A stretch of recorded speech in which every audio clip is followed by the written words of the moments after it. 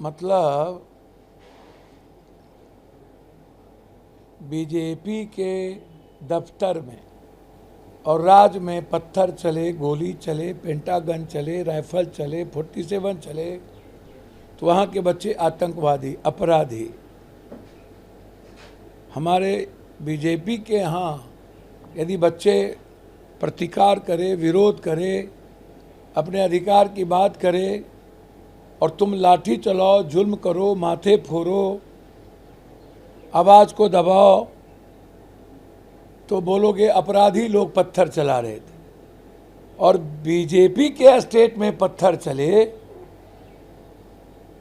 तो वो रामवादी और राम भक्त। कितने पत्थर चले झारखंड में।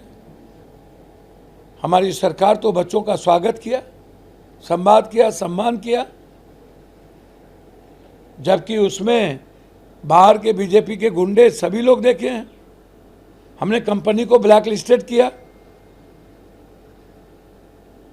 हमने सारे एग्जामिनेशन को कैंसिल किया।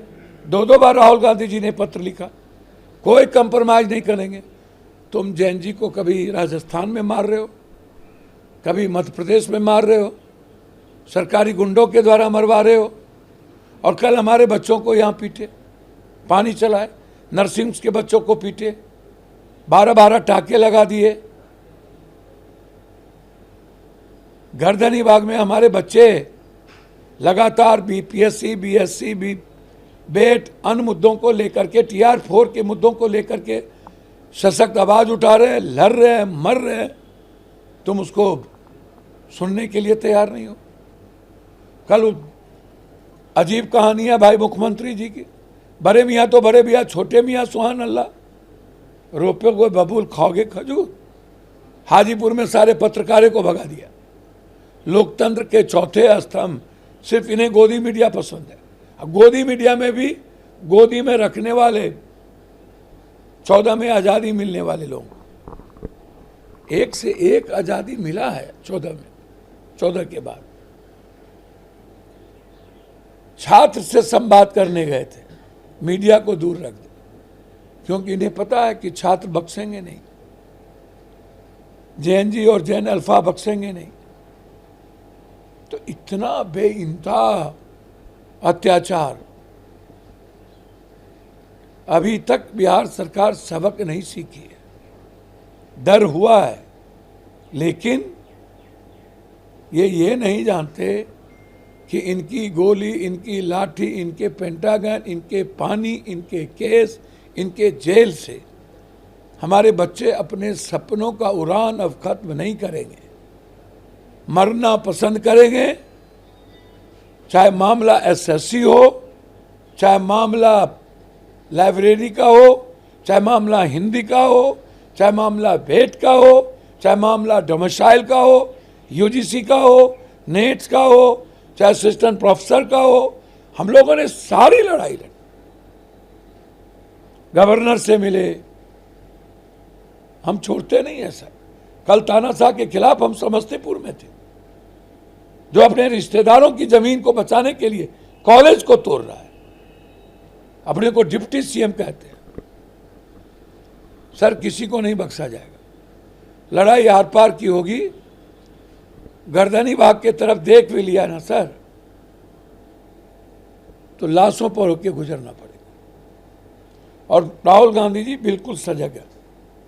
ये जिस तरीके से ऑपरेशन सिंदूर के बाद कार्रवाई हुई थी, उस पर पूर्व CDS हैं जनरल अनिल चौहान, उन्होंने कहा है कि पहलगाम हमले के बाद 22 अप्रैल को है प्रधानमंत्री नरेंद्र मोदी का देखते हुए एक बैठक का निर्णय लेगा कि हमें पाकिस्तान को अकल्पनीय कार्रवाई के माध्यम से बड़ा सबक सिखाना। हमको तो एक बात समझ में नहीं आता, हसुआ के बिहार में खुरपी, खुरपी के बिहार में हसुआ बराती। 56 इंच का सीना, बिल्ली का सीना कि छिपकली का सीना, जो सदन ना आवे 1 महीना, जो जैन जी जैन अल्फाज से बात ना कर पाए, जो 153 बार कागज के टुकड़े का प्रश्न पत्र को ना रोक पाए, जो भारत की इकोनॉमी रुपया डॉलर को कोलैप्स कर दे, जो भारत के चावल को 200 क्रॉस कर दे, सरसों के तेल को, चीनी को, दाल को, अरहर को, सब्जी को, टमाटर को, आलू को, प्याज को, और कह दे कि शुगर के कारण लोगों को चीनी नहीं खाना चाहिए। 5,000 करोड़ रुपया 12 सालों में मंत्री के घर पर खर्च किया। ये कौन है सीडीएस? इनको कहीं गवर्नर और कोई बड़ा पद लेना होगा। आंख रहते अंधा, कान रहते बहरा, पैर रहते लंगड़ा, हाथ रहते लुल्ला। बेरोजगारी और कर्ज के तले दबे 154 करोड़ के लोग, और भारत की आजादी की गुलामी की जंजीर अमेरिका के पास। और एक अच्छा दोस्त नहीं, चाइना, अमेरिका और ईरान ने पाकिस्तान को सर्वश्रेष्ठ बना दिया। पाकिस्तान हमारा फैसला कर रहा है, वो पंचायत कर रहा है, भारत कहीं है ही नहीं। ये टुकड़े टुकड़े गैंग है मोदी जी के। जैसे गोदी मीडिया की खूबसूरत बालाओं लोगों की कमी नहीं है। मोदी जी को नैन सुख, मन सुख, दिल सुख। उसी तरह ये टुकड़े गैंग है, ये आप समझिए। और इन लोगों को कोई पद पाना होगा तो हम उनसे जवाब चाहेंगे कि सनातन के बारे में थोड़ा बता दीजिए। पाकिस्तान तो भारत से आगे निकल गया, अमेरिका, चाइना और ईरान ने, रूस ने आगे निकाल दिया। हम तो कहीं हैं ही नहीं, हमारी तो गिनती ही खत्म हो गई और हम गृह युद्ध की ओर बढ़ रहे हैं। और ये सरकार कर रही। अपराधी, आतंकवादी, बौद्धिक नक्सली, ये क्या है बौद्धिक नक्सली भाई? जंगल का नक्सली खत्म कर दिए, बौद्धिक नक्सली तैयार। कौन? तो इससे उम्मीद मत करिए। गृह मंत्री ने कहा है कि ये आईबी इंटेलिजेंस ब्यूरो के राष्ट्रीय सुरक्षा रणनीति सम्मेलन में कहा है कि देश है, भारत इंडिया है, वो कोई धर्मशाला नहीं है, केवल देश के नागरिकों के यहाँ रहने का अधिकार है। अच्छा, अमित भाई के बारे में क्या कहना है? अब तरी पार आदमी 10 क्लास का कखरा नहीं जानने वाला, भारत के संविधान और लोकतांत्रिक मूल्यों की इन्हें कुछ पता ही नहीं। और दुर्भाग्य है कि इस देश का नंबर 1 से लेकर के मुख्यमंत्री, गृह मंत्री से लेकर सब के सब निरक्षर हैं, बस अक्षर लिखना जानते हैं। एआई का युग है। हमारे मुख्यमंत्री जी यहाँ ट्रेड सेंटर बना रहे हैं। भैया, अमेरिका में ट्रेड सेंटर पर हमला कब हुआ था? आज तक नहीं बना। अब भारत में ट्रेड सेंटर, हम तो कभी कभी लगता है कि चुल्लू भर पानी में डूब के मर जाए, नहीं तो कहीं छत से कूद जाए। वैसे भी जो स्थिति है, जीने का कोई राइट इस कंट्री में नहीं है। अब अमित जी, जैन जी के हमले के बाद जब इन लोगों का रास्ता नहीं है, तो ये यूजीसी और आरक्षण के मुद्दों से देश को तोड़ना चाहते हैं। फिर एक नया उपाय खोज रहे हैं कि फिर कौन सा रास्ता ढूंढे। अरे अमित भाई, पहले चंपत राय और गणपति गिरी और अनिल मिश्रा और 3,300 करोड़, 200 किलो चांदी, और राम को बेचने की प्रवृत्ति बता दीजिए ना। दीनदयाल उपाध्याय और हेडगेवार ने तो राम को भगवान माना ही नहीं। तो आपके संस्कार में न गीता है, न रामायण, न बाइबिल, न कुरान, और न ही संविधान, न झंडा, बस नफरत। इन नफरत के बिहार से ही अमित भाई को लगता है, तो जैन जी ने बता दिया, नो नफरत नो कास्ट। एक अंतिम सवाल है, जिस तरीके से ज्वाइंट पार्लियामेंट्री कमेटी है एक राष्ट्र एक चुनाव को लेकर है, और उनके अध्यक्ष है पीपी चौधरी, उन्होंने कहा है कि एक राष्ट्र एक चुनाव ढांचा ना तो संघवाद के खिलाफ है, न ही संविधान की मूल संरचना का उल्लंघन है। अच्छा एक बात बताइए,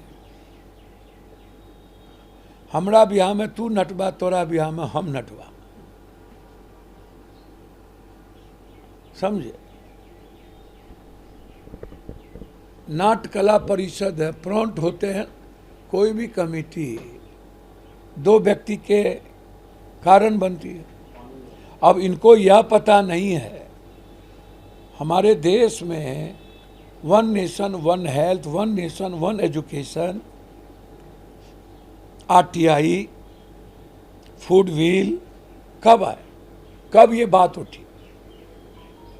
1 नेशन 1 इलेक्शन, ये संविधान के मूल 3 आर्टिकल 12 और 26 को आप पढ़िएगा तो आपको पता चलेगा कि आप हमको एक बात बताइए, अभी किसी विधानसभा का चुनाव हुआ और उस चुनाव में हमको बहुमत नहीं मिली, तो क्या वो चुनाव फिर 5 साल के बाद होगा?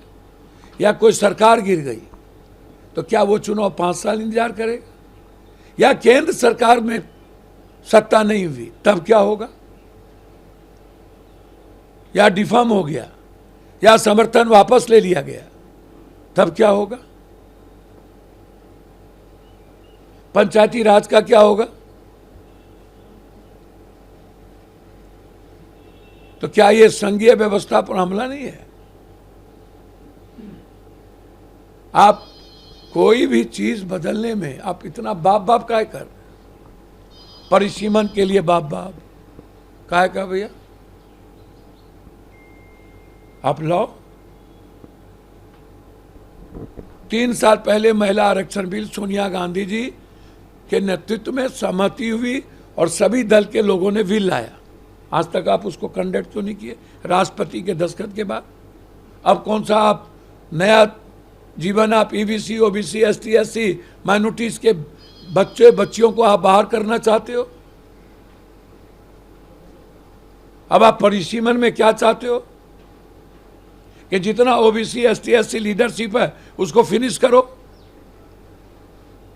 अभी जो आप जबरदस्ती UGC आप ही लाए थे, और आरक्षण तो 10% ऊंची जात के बच्चों को हम लोगों ने दिया कि नहीं, जो हमारे ऊंची जात के बच्चे हैं उसके भी दो। अब आप उसमें भी आप झगड़ा लगवाना चाहते हो। तो ये जो 1 नेशन 1 इलेक्शन है, यह बिल्कुल भारत देश की जो भौगोलिक, आर्थिक, सामाजिक स्थिति है उसके लिए उपयुक्त नहीं है। आप उठा करके देख लीजिए, इसके लिए आपको राष्ट्रपति प्रणाली लाने की प्रक्रिया ये अपना रहा है। चीन और रूस की तरह इस कंट्री के लोकसभा की प्रणाली को कमजोर करके, विधायपालिका को खत्म करके राष्ट्रपति प्रणाली को लागू कर दो और एकाध पद कर दो। बड़ी गहरी साजिश है इस कंट्री को खत्म करने की।